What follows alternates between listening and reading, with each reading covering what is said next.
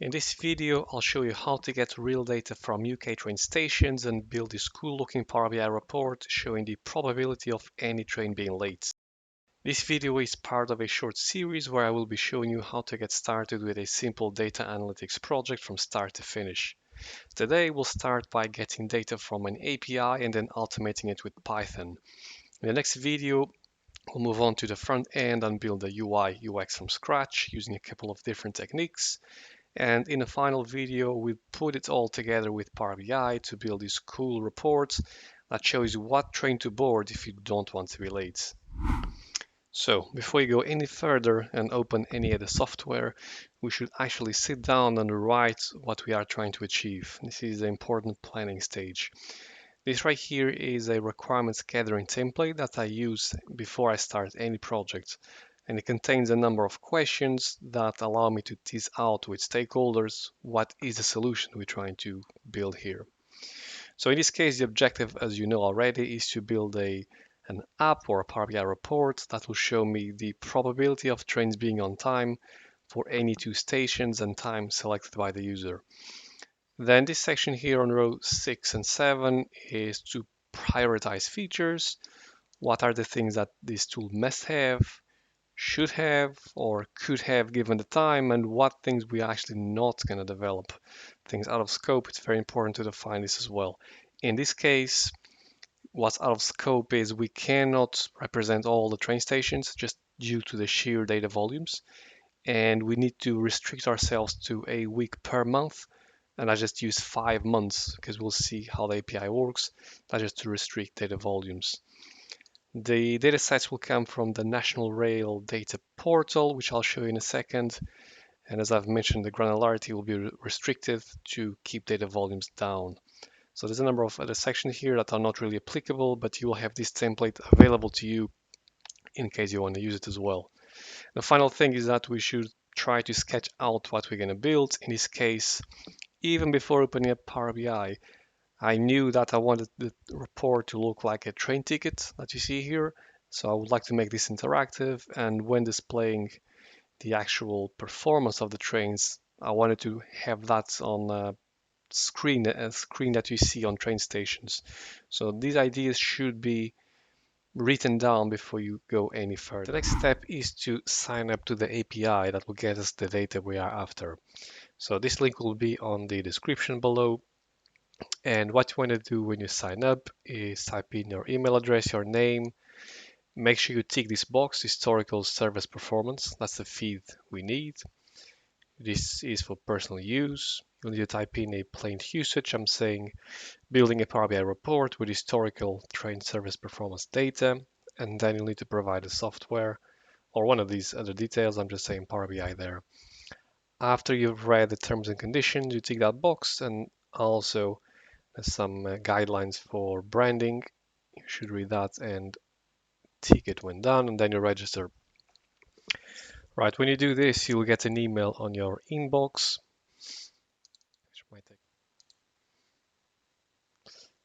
And I've just logged in with my newly created details.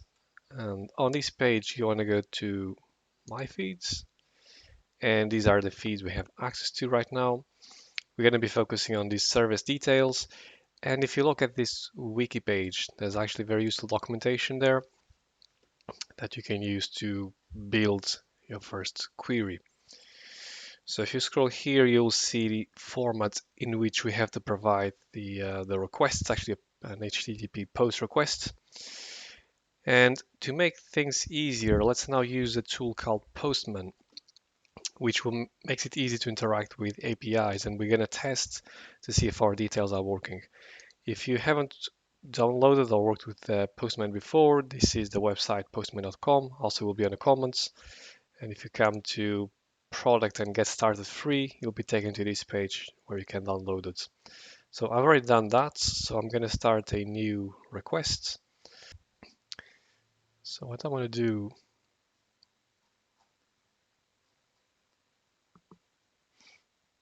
is to get our URL,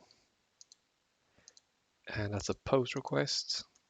In our authorization, I typed in my username and password from the website we just signed up to here on headers, we'll need to make sure we have a content length host. You can leave it as is, and we'll not be needing any of those. And if we look back on the documentation, what we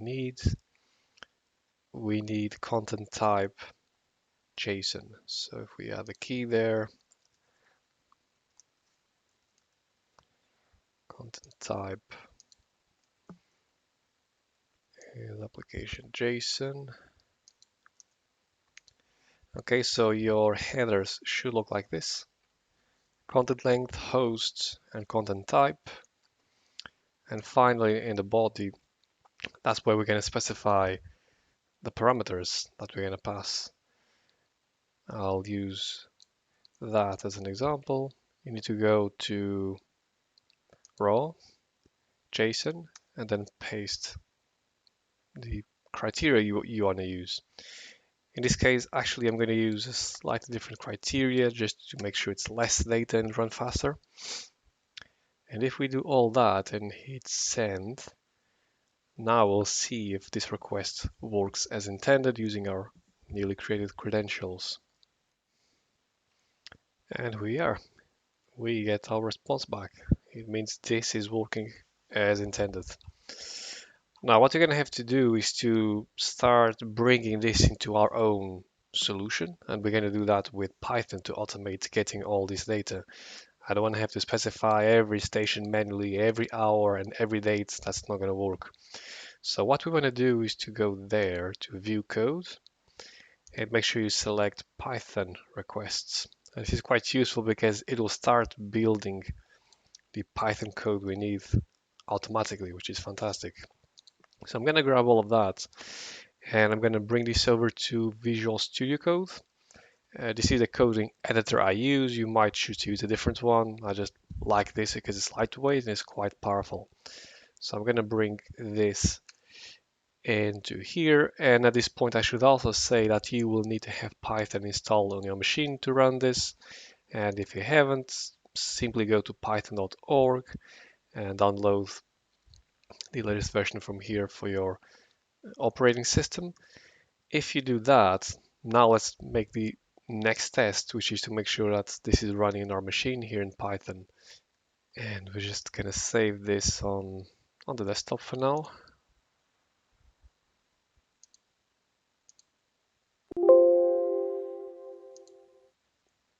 Let's just wait a second for this to initialize.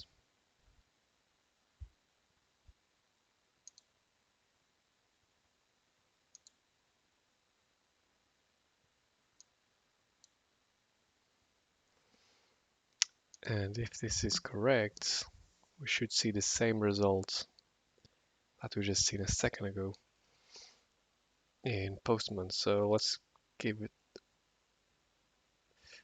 wait a little bit. And here we are, perfect. We're getting the exact same results here in our Python solution. So the next step would be to start automating the way we pass on these parameters. Because as I said, we don't want to be passing on stations and hours and dates one by one. That's just too manual.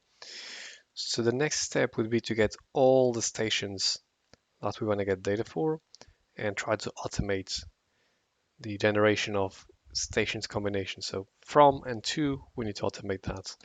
So I'm going to start a new script here. If we look at all these stations, these are all the stations I want to get data for. What we need to do is to create pairs of stations from and to then pass on to the API call to do what we just achieved a second ago. So if we use this iter tools package, there's this permutations option. So if we pass on all these stations and ask it to do permutations of 2, the result is the following. If I run this, so that right there is all the possible combinations of stations you can have. And we're going to loop through all of these and automate fetching data from the API. Now, if instead of printing the response to the terminal, let's say we want to export that into a file. So I'm going to replace that last bit of code with this one instead. where I'm just creating a test file on my desktop and I'm trying to export that data because ultimately we need to get it into Power BI. So if we give that a go and we wait a second, what should happen,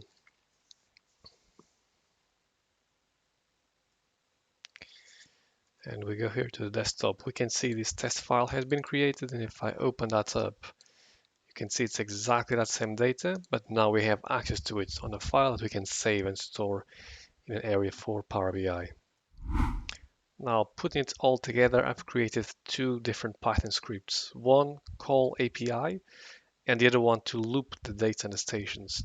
So the call API is exactly what we just seen a second ago, and I just made variables to capture the stations from and station to, the dates and the times, and pass that on to this function that can then call the API repeatedly. So that's all the same, just made more automatic. If you want to use this same function, the only thing you'll have to update is this auth bit, the authentication, which you will need to replace with what comes out of Postman. Depending on your username and password, you'll get this piece of code, replace with the placeholder, and then this function should work for you. Just a quick overview. The only thing I'm doing here that we haven't discussed is just trying to handle the errors. So if the server returns an error, the API, this will capture those. I'm saving it to file as we have already seen. And then I'm just handling in case you want to call this script multiple times concurrently so that the files don't cause any conflicts. But the rest of the function is very much the structure we just went through. Then if I come here to loop dates and stations, we have this that we have already seen, all the stations, do the permutations, and end up with a list of from and to stations. And then there's only a couple of things you need to do. You just need to tell this function what dates and hours you want to get data for. So 2022 is the year, 1 is the month, and 3 is the day. And then the last two numbers are hour and minutes. So right now I'm looking at the 3rd of January 2022 from midnight until the 10th of January 2022 till 10 a.m. So bear in mind this is a very big date range, and you will start to get a feel for it that the load times are going to be very big to load something like this. So you probably want to shrink it and make smaller slices, let's say daily or weekly downloads. You'll see that that's a lot faster, especially for uh, those stations. That's quite a big list there. Then what's going on here is that I'm dividing your hours in 2 hour increments, so 2 hour time slots. So from midnight to 2 a.m., 2 a.m. to 4 a.m., and this makes sure that the API doesn't return an error because too much data, if you request too much data, you will start running in trouble with this API. Then what we're doing here is for every journey in our stations combination that we've seen, and for every date and hour in the range you have specified up here, then effectively we're gonna call that API here at the bottom. The only other thing I'm doing is I'm making sure I only look at peak hours, again, to reduce the amount of data we are requesting from 6 a.m. to 9 a.m. and then from 4 p.m. to 6 p.m. in the afternoon. And it's only valid for weekdays. So we're trying to shrink that down as much as we can. Now, you must have noticed that for this Python script to run, you have to have your computer on, otherwise it won't work. And if you're trying to read a lot of data from the API, that could take a long time. So if you want to automate things even further, you could get a virtual computer from AWS, and that's an Amazon EC2 you see here on the screen. And this is completely free. So I'll leave this link on the description below, and you could sign up for EC2 for free. If you follow the prompts on the screen, you will end up with this virtual environment. And this is a computer running on the cloud pretty much. So if you are executing any code here, you can actually turn this off and it will still be executed in the cloud, which allows you to automate things even further. So I've brought the two Python scripts onto the virtual machine, and I've done that just with OneDrive. That's the easiest way to do that. And you need to make sure that you have Python installed on this machine as well. If you do that, then you can do the following. If you run that script to loop through the stations, it will start executing and reading data, which will go into this folder here, data exports. So as you can see, these files are being generated by the script here on the right. To make things even faster, what you could do is call another instance of the script. And that's why that extra code I was telling you a second ago. So now we have two instances reading data from the API and putting it all on this folder. Now you want to be careful with how many of these instances you kick off, because if you have too many, you'll actually overload the server, the API. So I in my testing, I was able to run 3 or 4 at most. You don't want to go any higher than that. And then it would be a good idea, once all of this is run, to run one more again, just to make sure that in the cases where the server didn't respond, that we again do a last pass to make sure we capture all the stations and combinations you're looking for.